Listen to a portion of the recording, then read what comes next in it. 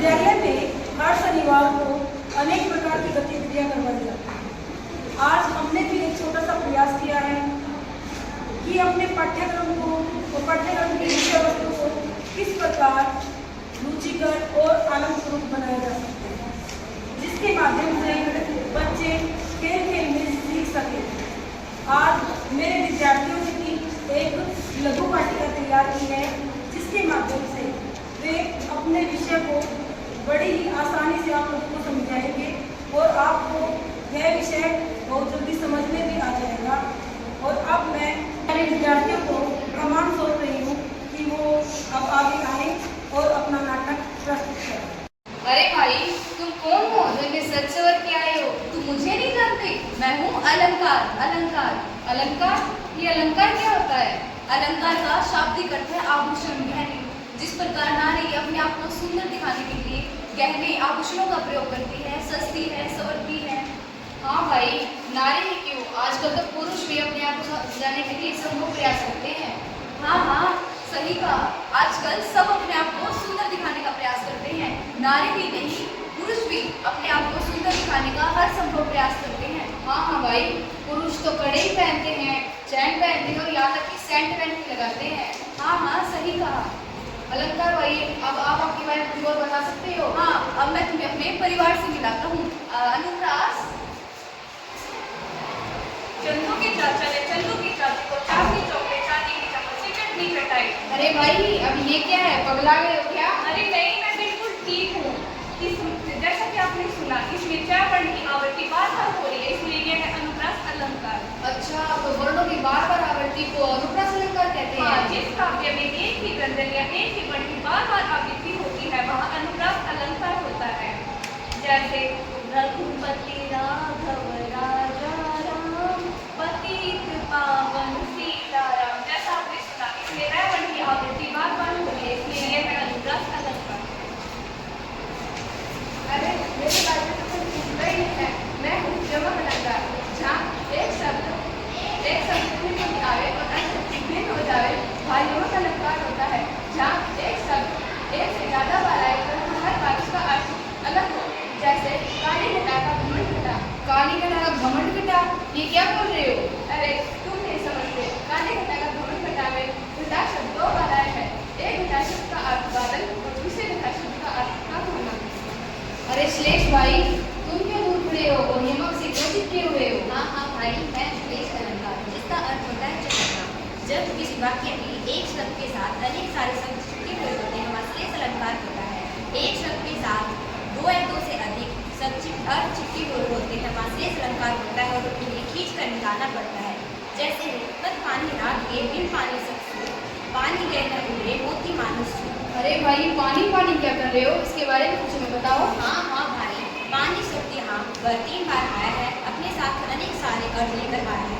जैसे पानी, वैसे तो पानी का अर्थ होता है जल, किंतु यहाँ पर पानी के 3 अर्थ हैं। जैसे कि मोती चमक। मनुष्य का अर्थ यहाँ पर है इज्जत और जो का मतलब है चूहा, और ये भी श्लेष अलंकार होता है। अरे रूपक भाई, उमा भाई, तुम भी आओ, अपने बारे में कुछ बताओ। हाँ, मुझसे मिलो। मैं हूँ उपमा अलंकार। जहाँ उपमे की तुलना उपमा से की जाए, वहाँ उपमा अलंकार होता है। इसमें सा, से, सी, सम, समान, सदृश, शरीफा, सरीखी, जैसा, जैसे आदि वाचक शब्दों का प्रयोग होता है।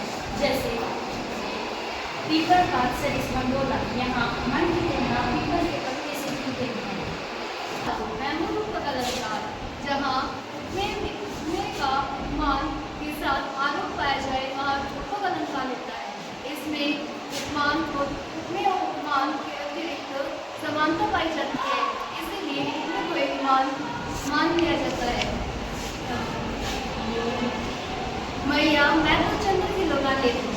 यहाँ पे जब श्री कृष्ण ने चांद को देखा तो उसे ही खिलौना मान बैठे और अपनी माँ यशोदा से जिद करने लगे कि मैं तो चंद्रमा रूपी खिलौना चाहिए।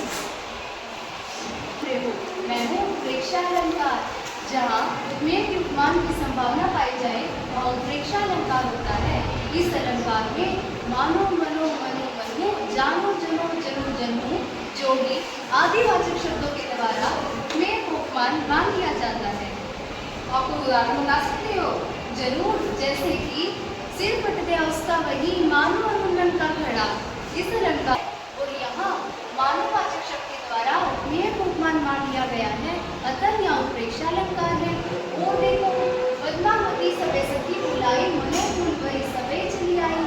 इस अलंकार में सखिया उपमेय पर फूलवारी उपमान की संभावना पाई जा रही है। यहाँ मनुवाचक शब्द के द्वारा उपमेय को उपमान मान लिया गया है, अतः यहाँ उत्प्रेक्षा अलंकार है। मैं अपनी उंगली पर सारी धरती को उठा सकता हूँ, अपनी धूप से हिमालय को उड़ा सकता हूँ और अपने क्रोध के आक्रोश से सारे फलों को जला सकता हूँ। बस भाई, इतनी डींगे क्यों हाँक रहे हो? अरे पंखुड़ी लगी गुलाब की पर ये गात भरो। क्या कह रहे हो? ये तो संभव ही नहीं है। कभी गुलाब की पंखुड़ी से खरोट आ सकती है?